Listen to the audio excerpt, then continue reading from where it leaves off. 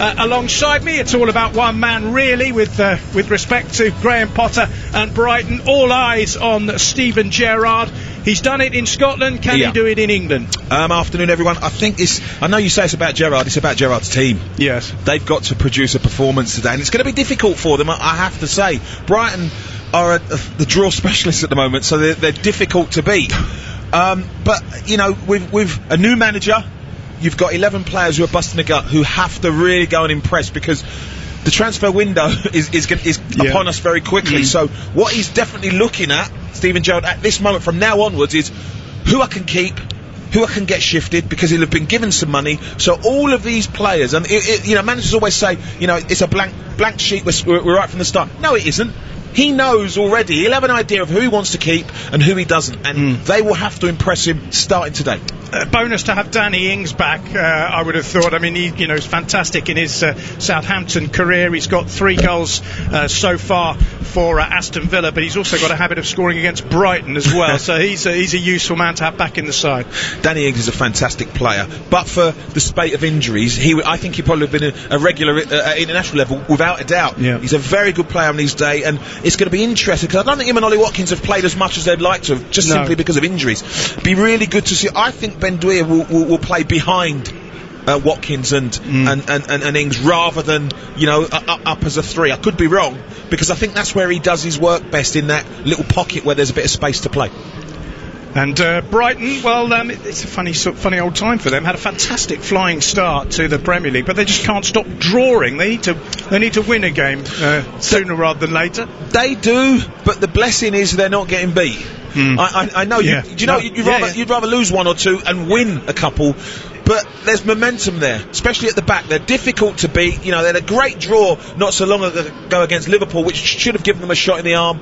But again, it's about scoring goals. You know, they find it easy to keep them out, but they're not scoring enough goals. No, they do need to score a few more. The 2 teams are out there. Gary McAllister, who was Steven Gerrard's former teammate at Liverpool and assistant at Rangers, is putting the Aston Villa players through their paces. Gerrard has brought the coaching squad down south of the border with him for this one. We'll be looking ahead to all of the rest of the games coming up in just a moment on Premier League Live. It's the ultimate fusion of football and celebrity. The Best 11 podcast from TalkSport. Johnny Owen and Mark Webster interview the biggest names in popular culture, looking back at the role the beautiful game has played in their lives. Paul Weller. Could I just start off apologising for last weekend? Actor Stephen Graham. Good morning, Stevie. Morning. Sharing their earliest football memories, how they celebrated their team's successes, culminating in their all-time best 11. Noel Gallagher. Let's deal with the hangover and let's have it again after that. The Best 11 podcast. Subscribe now on Acast, Apple Podcasts, Spotify, or wherever you get your podcasts. I'm Tom Rennie. Join me for a weekly podcast, Week in the Tackle, available wherever you get your podcasts. I'm going to be joined by Brian Dunseth, MLS legend, to tackle the biggest stories from the week in soccer. And the great thing about working with Tom and making Week in the Tackle is we're only going to be covering things we think are worth tackling. This show is all about passion. What's going to get us riled up? What's going to get you riled up to give us all something to chew on? We're not here to sit on the fence and tell you the stories of the day. That's what your phone's for. You'll be scrolling through Twitter while listening anyways. Exactly. I'm scrolling through Twitter right now. I'll save you the trouble. It is all bad news. This show is about tackling all the news of the week, giving our take on why it's interesting and why we think you should know it. Who should be sacked? Who should be bought? Who should be sold? Who was right? Who was wrong? Strong opinion, big stories, no agenda. Week in the Tackle is available on Mondays from wherever you get your podcasts. If it's a big story in soccer, we'll tackle it. Got an unquenchable thirst for sport? Get up to speed with the day's biggest sports stories with the TalkSport Hit. Crammed full of the latest team news, big match previews, and discussing the day's hottest topics. An improvement week in, week out. Plus, get all the latest results and full fan reaction to the biggest events in world sport. It's a wonderful goal! Satisfy your thirst for sports news with the TalkSport Hit. Subscribe now on Acast, Apple Podcasts, Spotify, or wherever you get your podcasts. the Women's Football Weekly Podcast.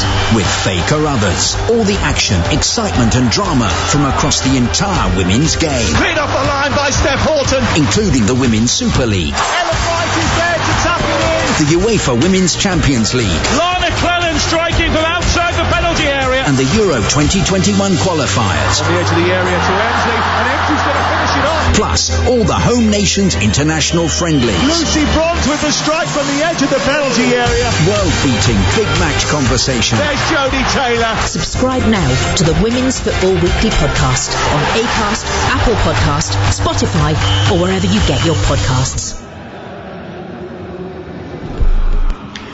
Welcome back. We're looking forward to seeing Steven Gerrard's first game as a Premier League coach in charge of Aston Villa against Brighton today. It's one of several games that are kicking off at 3 o'clock local time, which is in about 20 minutes or so. Let's catch up with all the team news and the previews from the rest of them. We'll start at Vicarage Road, where Manchester United are the visitors. Tim Long will bring us the team news in a moment, but first let's get the thoughts of the two managers, Claudio Ranieri and Ole Gunnar Solskjaer. This is kind of a duel between the big team against underdog teams. No, I want my players show their character, their arrogance, and try to do their best. We know that with a poor run of form, we've put ourselves under pressure, but that pressure should be a joy. It should be something that makes us a better team, makes every player perform at the best level. Solskjaer's potential last stand comes at Vicarage Road today.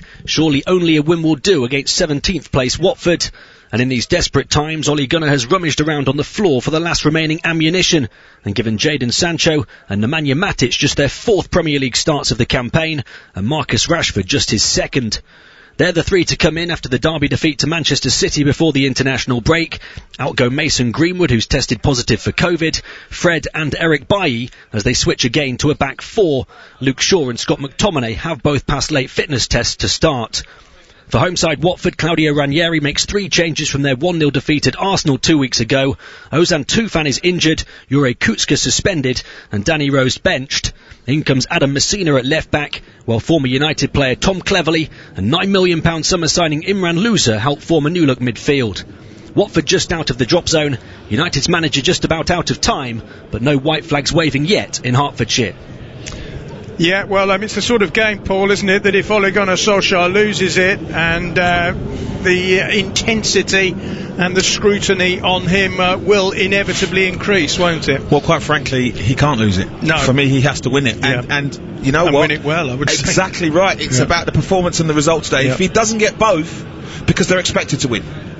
But they've got to go and beat, and I'm talking about 3s and 4s. They have to go and win well and show people that the players are playing for Ole, number one, but also it sounds harsh, Ole knows what he's doing. Yeah. Because that's in doubt at the moment. Indeed, it absolutely is. Watford just above the drop zone. Manchester United currently in 6th, but they're a good way off the pace. 12 points behind leaders Chelsea, who incidentally won earlier against Leicester City. Let's turn our attentions to Turf Moor. Burnley are the team below Watford in the relegation zone. Still only 8 points from their 11 games. They entertain much improved Crystal Palace. We'll hear from Andrew Self in a moment. But first, let's get the thoughts of Sean Dyche and Patrick Vieira. You're looking for the consistency of performance on a daily basis, as in training and prep, and then you're looking for the consistency within performances to go and win. And I said all along, I don't think we've been far away, but the league table doesn't bother with the details of whether you're far away. The league table only bothers did you win and did you get points. So that's the way it goes. This is the game, and that's just showing the part of the game that we needed to improve, and we still need to improve. I was pleased with the way that we were playing the game, but what was missing was the 3 points, was the win. Welcome to Turf Moor for the Plastic Surgeons Derby. Why do I call it that? Well, I believe it will be nip and tuck throughout the day as these two relatively informed sides slug it out.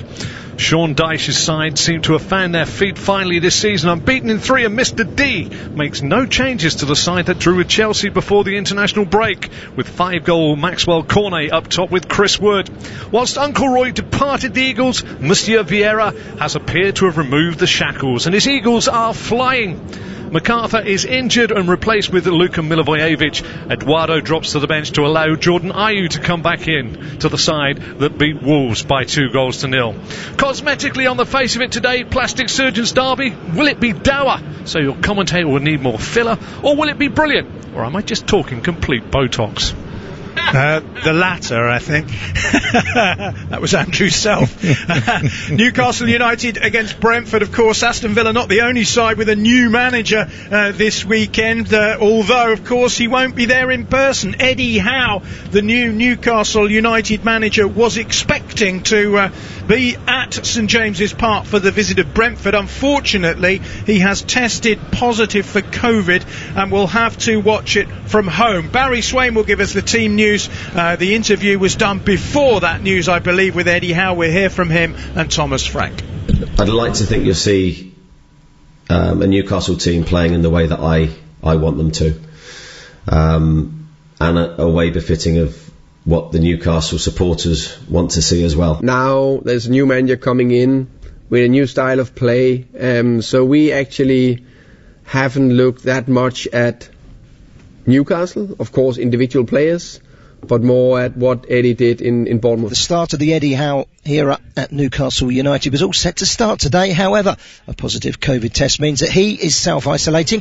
His assistants Jason Tindall and Graham Jones taking charge, with the Magpies still looking for that all-elusive first Premier League win of the season. Newcastle make 3 alterations. Fabian Schär replacing Emil Kraft at the back, Joel Linton and Joe Willock coming in with Isaac Hayden and Miguel Almiron, the players dropping down to the bench. Brentford, well, they made a solid start to life in the Premier League, and that's quickly turned into a rapid slide down towards the relegation battle. A home loss to Norwich last time out, perhaps underlining the sudden dip in fortunes for the West London Bees. Thomas Frank making 2 changes from that defeat. Saman Godas and Mads Ruslav coming in for the 2 Matthiases, Jensen and Jorgensen. At St James's Park, it's Newcastle United against Brentford. Thanks, Barry. There'll be goal updates from all the grounds, including St James's Park, as they go in. Now, of course, a couple of weeks ago, Dean Smith was in charge of Aston Villa and would perhaps have been expecting to be in charge of them today, but of course he's not. He's been replaced by Steven Gerrard. What he has achieved already, Dean Smith, it only took a week for him being dismissed by Villa to being appointed by Norwich. That's the quickest a manager has ever gone from departing one club in the Premier League and joining another. His first task is to entertain Southampton. John Howick is our man there, but first let's hear from Dean Smith and Ralph Hasenhüttl. You know, the fact that we're facing, Southampton, who I faced in my last game at Aston Villa, probably helps me a little bit, because, I don't need to go and analyse them as much as probably I would do if it was a team I hadn't played. They have won their first game, and that gives them a little bit of self-confidence. Strange moment then when you then change the manager, but it is how it is. With Dean Smith, they got a very experienced manager for the Premier League.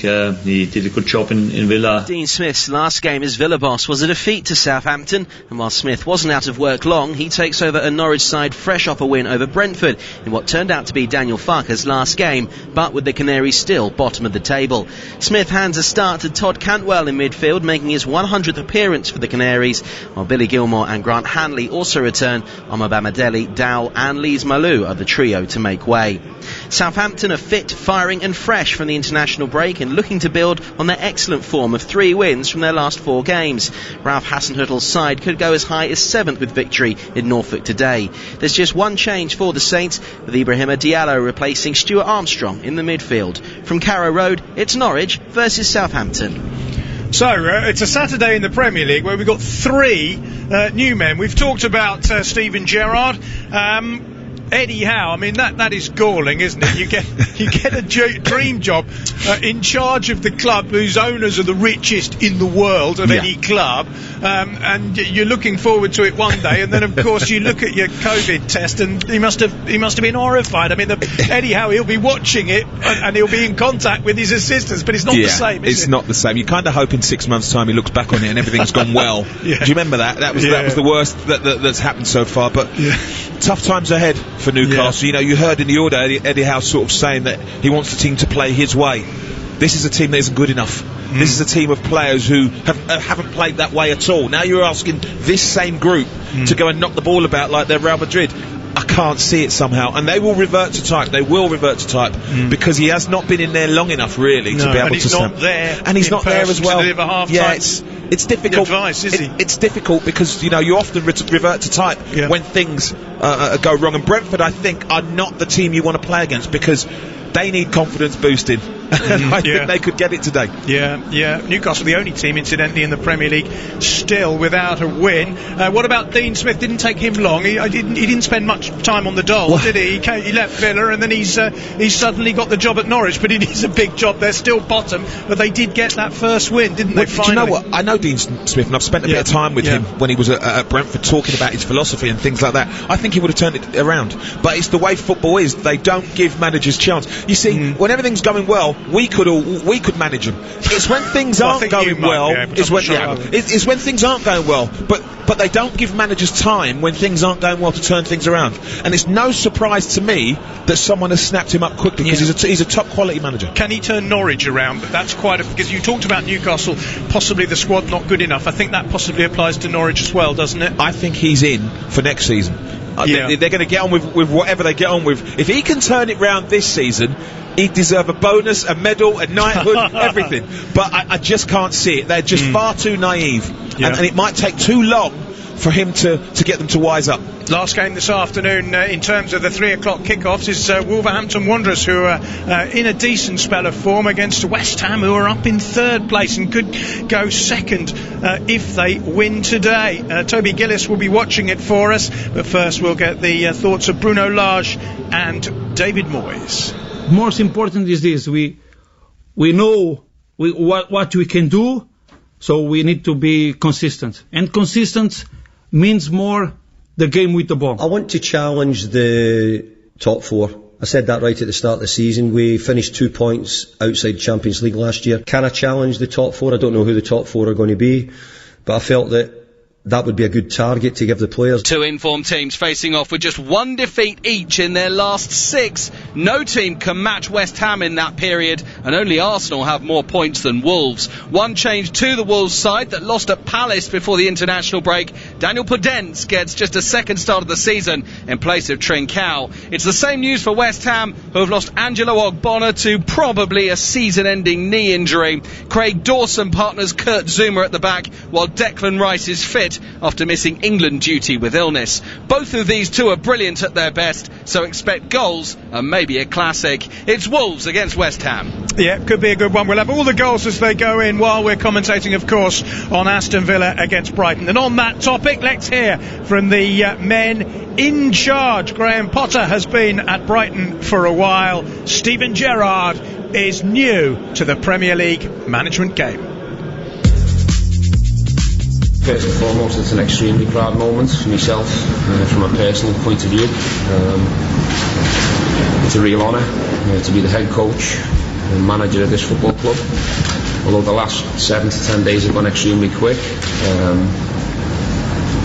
it's been a real happy time for me because the opportunity to be back in the Premier League, the opportunity to be back closer to my family, were the two main reasons why this was the right move for me. Well, I think he's done really, really well.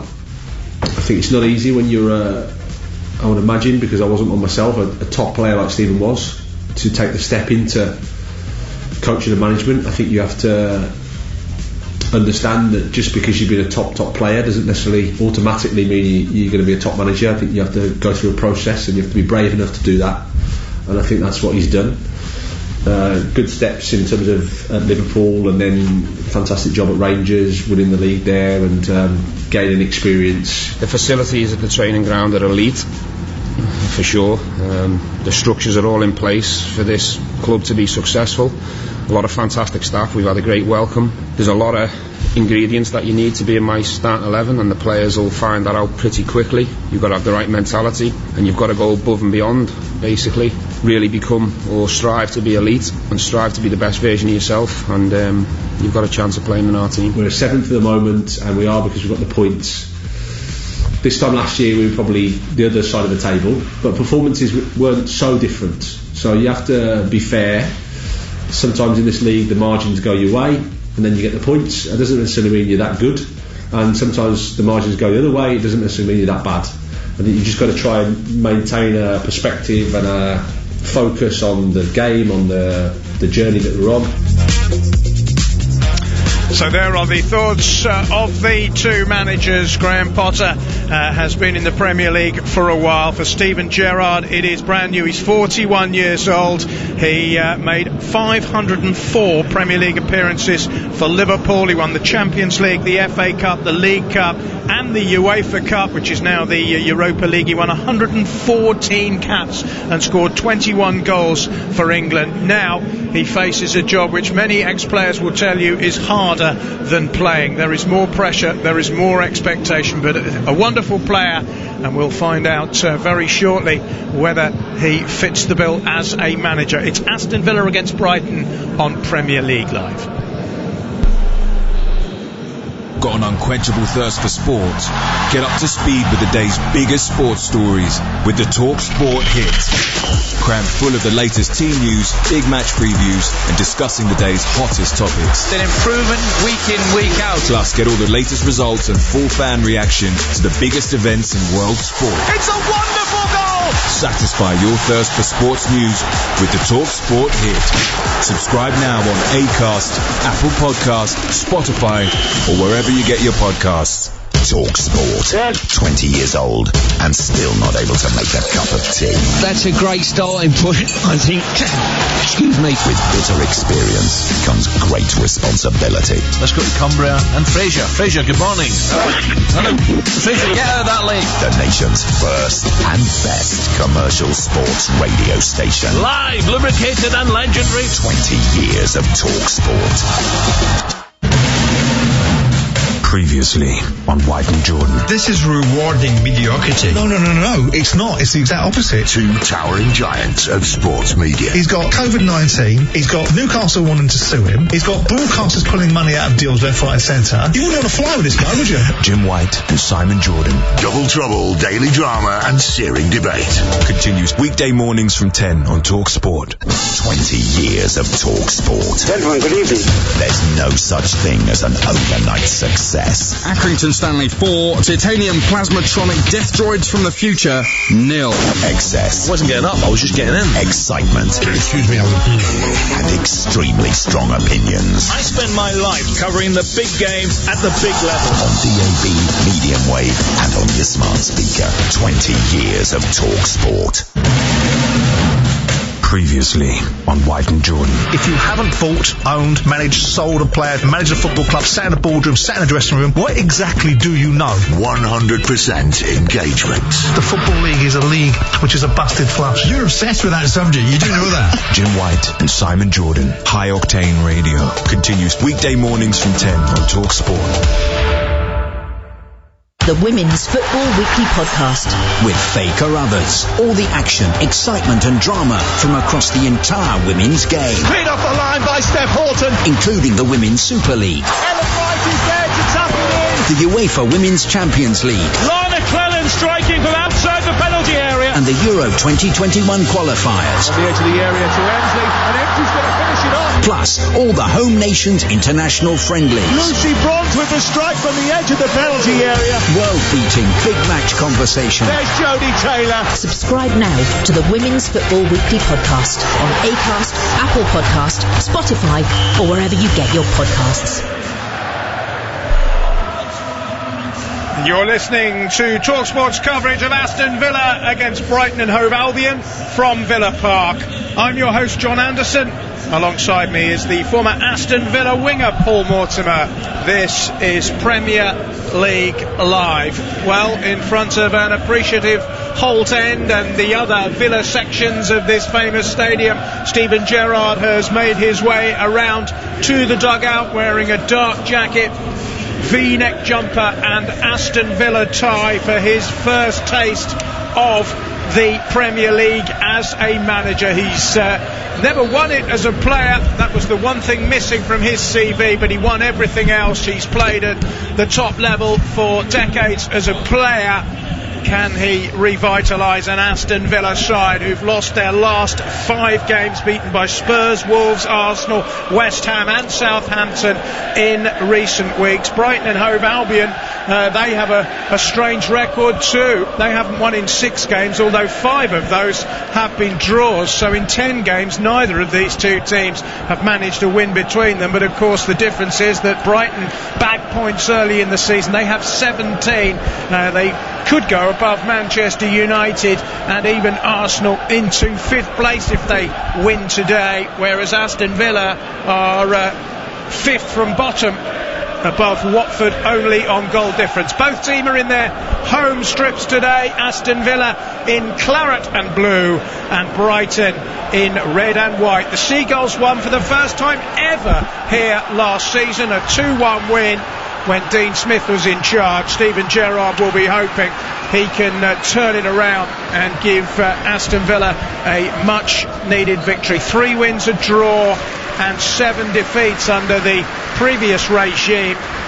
Steven Gerrard joins the players in taking a knee. The man who denied Celtic a 10th successive Scottish Premier League title last season, a significant result, probably just as significant as the fact that it was Rangers who took the title from them. He will not be forgotten in the blue half of Glasgow, and now in the West Midlands he hopes to become a claret and blue legend. The referee today is Anthony Taylor, and we are underway.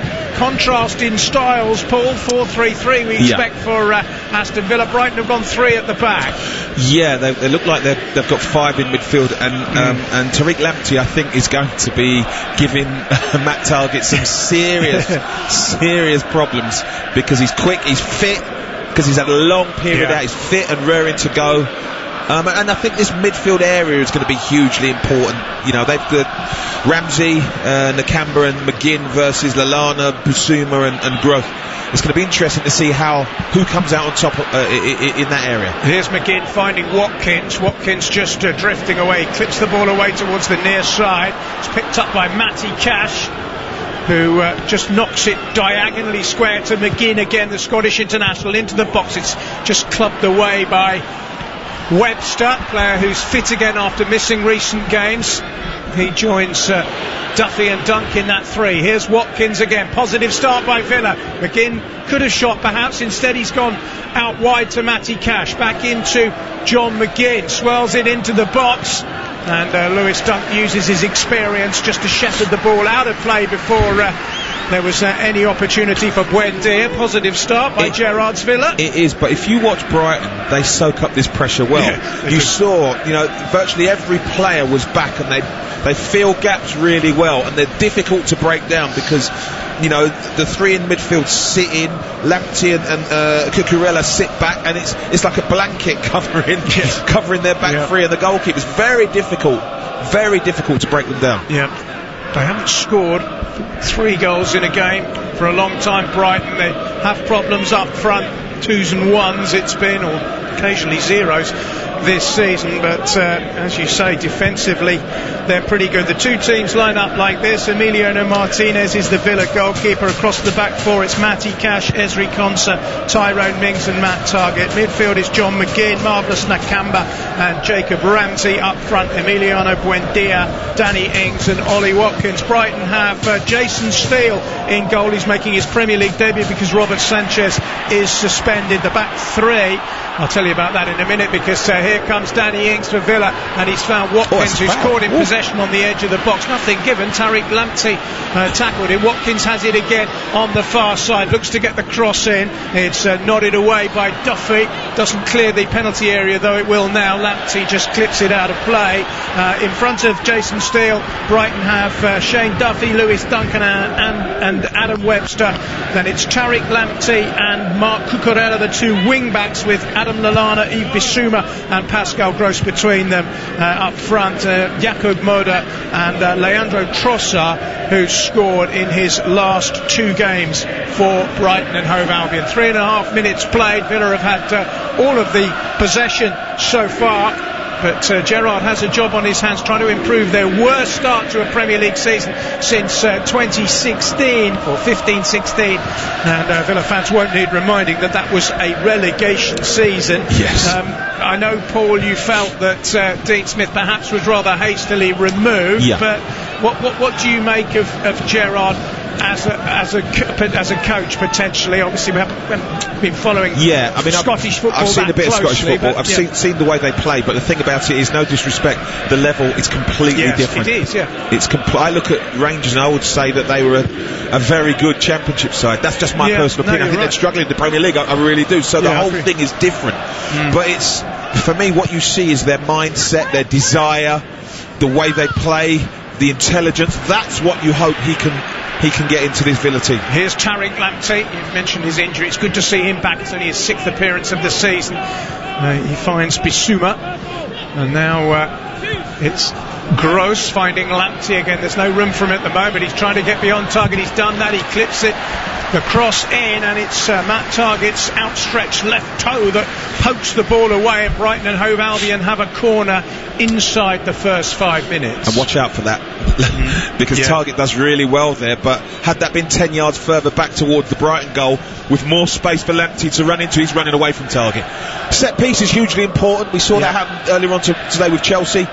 It sets the game up, so they've got to be wary, Villa. Yeah, they've got heights in Webster, Duncan Duffy, who are all up there. Pascal Gross with the outswinging corner, flicked away well by Tyrone Mings, comes out to Trossard, edge of the box, clips it in, useful looking ball. Again it's Mings clearing, but only out as far as Pascal Gross again, who flicks it down the line. The cross on the turn is played in by Jakub Moder. And Villa facing their first spell of pressure here. Here's Gross again. Low ball in. There's a the ref will have to stop it. Injured. I think it's Shane Duffy. Is it Webster or Duffy? It is Webster who's gone down. I'm not sure quite what happened there, but the referee has halted it. The physios are on quickly. Maybe it's a head injury. He looks groggy. I think it was. And I think the it may have referee, been. Anthony Taylor, has rightly had to stop proceedings there. To tend to Adam Webster, who has only just come back from an injury. I think he's going to be okay, he'll be fine. They're asking him questions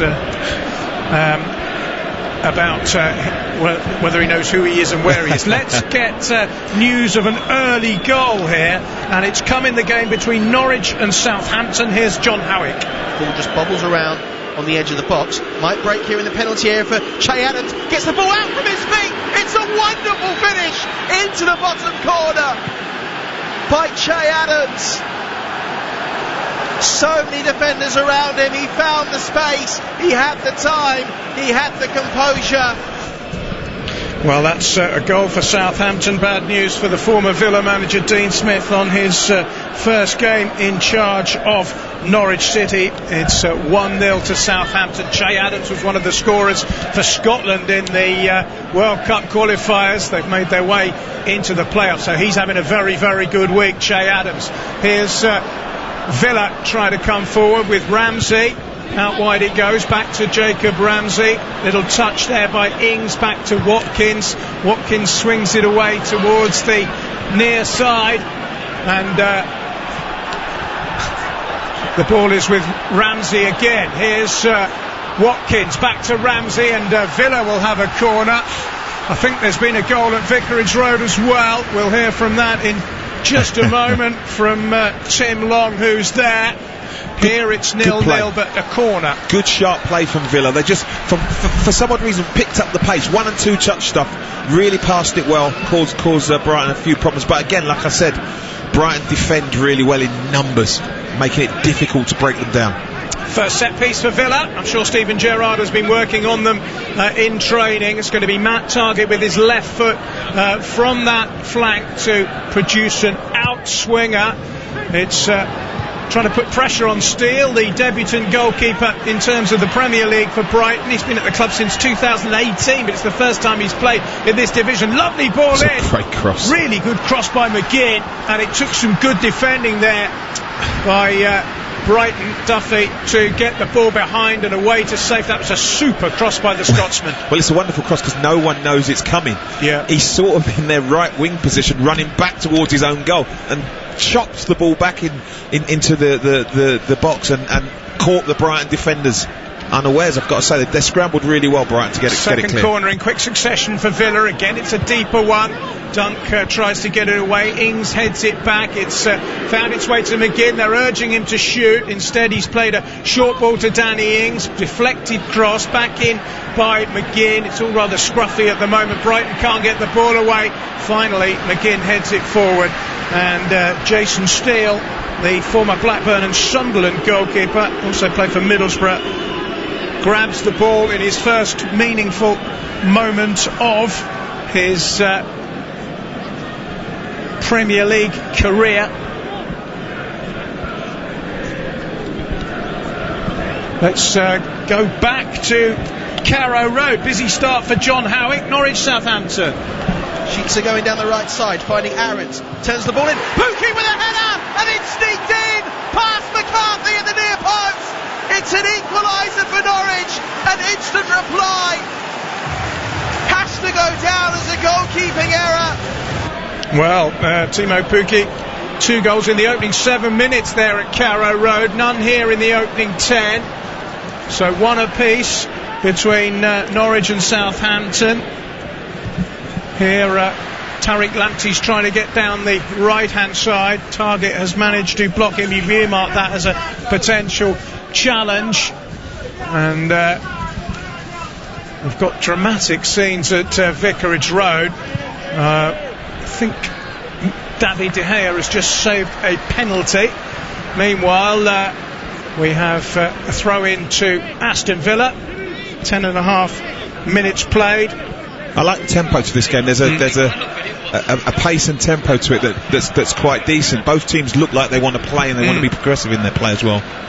Brighton have drawn more Premier League games since arriving in the Premier League in that period than any other team. They've drawn 9 more than anyone else. They are the draw specialists in the division. Here's McGinn clipping it forward. Useful ball. Ollie Watkins is on his way, wearing bright yellow boots, gets towards the corner flag area and rolls it back. First time cross, looks a good one. Matty Cash, great save by Steele, who got down quickly. Matty Cash, who made his debut for Poland, who he qualifies for via his mother in the international break, almost had a goal there. Jason Steele, first Premier League game, and a very good save. I like the way one fullback crosses it, the other fullback's on the end of it, which tells you what their intentions are. But he needs to head that high. He's headed it low and straight, and the keeper just has to stand still. It'll bounce and hit him. Back where it came from, on the angle or high, possibly he'd have had a better chance, but it's a chance for Villa, I've got to say. First genuine chance of the game, and Steele, who's in for the suspended Robert Sanchez following his sending off against Newcastle last weekend, has done very well. As you say, it was the 2 fullbacks involved. Good run by Cash, wasn't it? Downward header, plenty of power, good save. Gerrard thought he was going to celebrate his first goal as Villa manager, but instead he has to simply applaud the intent from his fullbacks.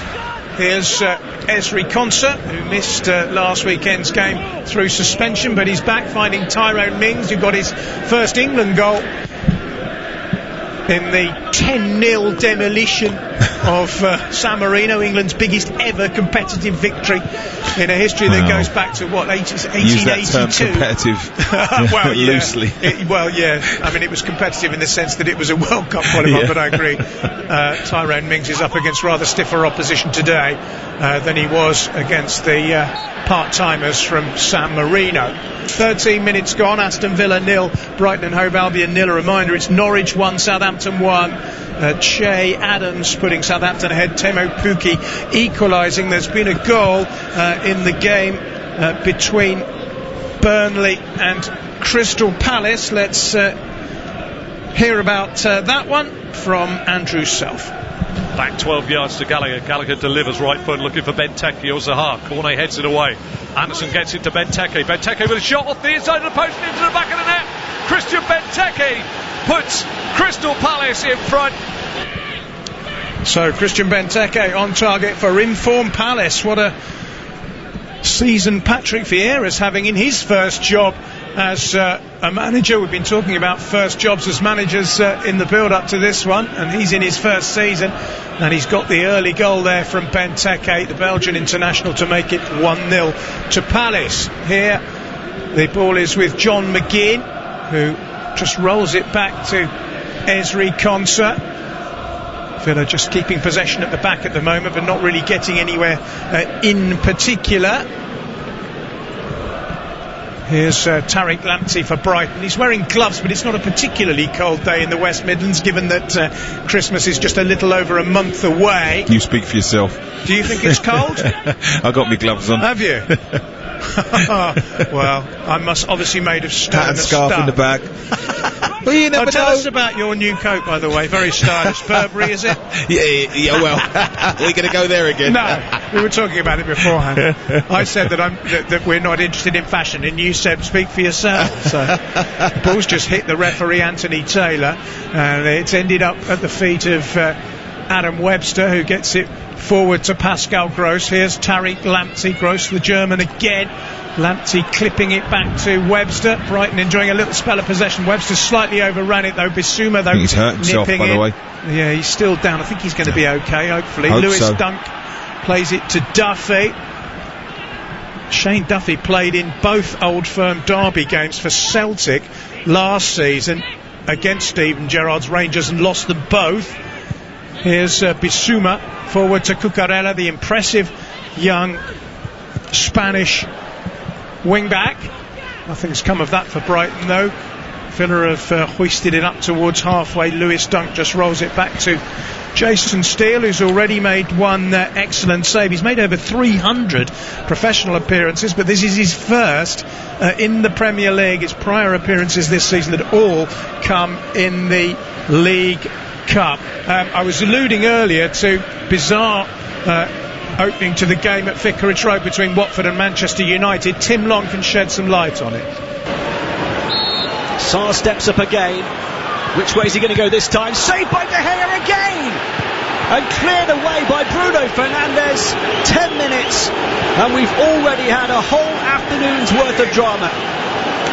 It remains Watford 0, Manchester United 0. Yeah, Sarr's initial penalty was saved. Then I think Femenia put the rebound into the net. Watford thought they were winning. The referee then told Watford they had to retake the penalty spot, presumably for some sort of encroachment, and when he took it again, as you heard, Ismaila Sarr has seen his spot kick saved by David De Gea. That would have been a shock start in that one. It's still goalless incidentally at Vicarage Road, but had that gone in, Ole Gunnar Solskjaer might have felt the pressure rising a little bit. Yeah. Initially it did go in, it was retaken, but once again, I mean, we've talked a lot about Cristiano Ronaldo rescuing Ole Gunnar Solskjaer with his late goals. What about De Gea again? I mean, he's done it. You know, the game recently against City, they'd have lost 7-0 were it not for De Gea. And if you read the things that I've been reading recently, he's not even supposed to be in the goal. Henderson was supposed to be number one, but he's fought his way back and looks the top goalkeeper again. So there's plenty of drama going on. Burnley 0, Palace 1, Benteke. Norwich 1, Southampton 1, Pukki for Norwich after Adams had scored for Southampton. And Newcastle 1-1 we're hearing. Lascelles scoring for Newcastle, but within a minute Ivan Toney has equalised for Brentford. So goals pretty much everywhere else apart from here at the moment.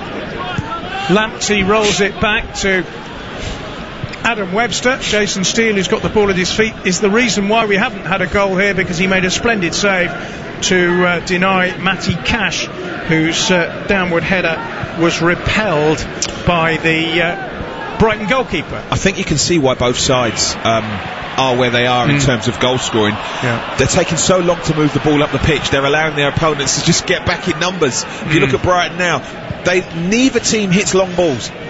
that will cause problems. The only time that Brighton have been in trouble was when Villa took up the pace and there was 1 and 2 touch play and they moved it sharply. But at the moment, you know, Brighton are passing it here, passing it sideways. All Villa are now is in really good defensive starting positions, and you have to be a very good side to break a team down when all of their players are back. There's a long ball, and look what it does. Straight away, he's got a decision to make, Tyrone Mings. Mings has got there. I'll tell you the sort of player who was useful in that situation in midfield if you wanted to be a bit of creativity. Steven Gerrard. Yes, he wasn't bad with a pass, was he? He was okay with a pass, but I mean, again, do you know what it is? It's risk-free football at the moment. That's what it is. Everyone's passing it simply and not really putting the ball at risk. 19 minutes gone. Brighton have a throw-in far side. Tariq Lamptey is about to take it. He looks younger, even Tariq Lamptey, than his 21 years, doesn't he? Yeah, I bet people have to see his ID all the time, don't they? Because he looks so young, doesn't he? Absolutely. I'm sure he does get asked for his ID when he goes out. But he's been a terrific player. Came from Chelsea, of course. Decided he wasn't getting enough opportunities at Stamford Bridge. Made 3 appearances for them. Came to Brighton and has done extremely well. And I think, but for injuries, I know England have got plenty of decent fullbacks.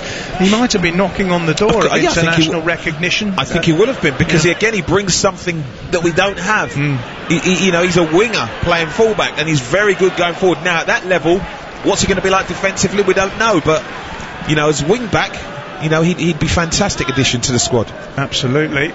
Just a reminder, talking of Tariq Lamptey's former club Chelsea, they extended their lead at the top of the Premier League with a comprehensive 3-0 win against Leicester City. Antonio Rudiger, N'Golo Kante and Christian Pulisic were the scorers in that game. I've forgotten to mention Twitter, but there's been so much going on elsewhere we've barely had the chance as Villa try and get forward. Let's hear about those 2 goals I mentioned between Newcastle and Brentford at St James's Park. Swing it in with that left foot of his from the right hand side, so it's an in-swinger. It's a good one as well, and it's in! And it's a goal from the captain, Jamal Lascelles. And it's the start that Eddie would have loved. He'll be watching at home with a big smile on his face. A fist pump in the air from his assistant, Jason Tindall. Canos forward to Tony into the penalty area. Tony with a shot, it's in, it's 1-1. Well, Newcastle were ahead for less than a minute, and the former Newcastle man, Ivan Toney, has scored against his old club, and Brentford bounced back immediately.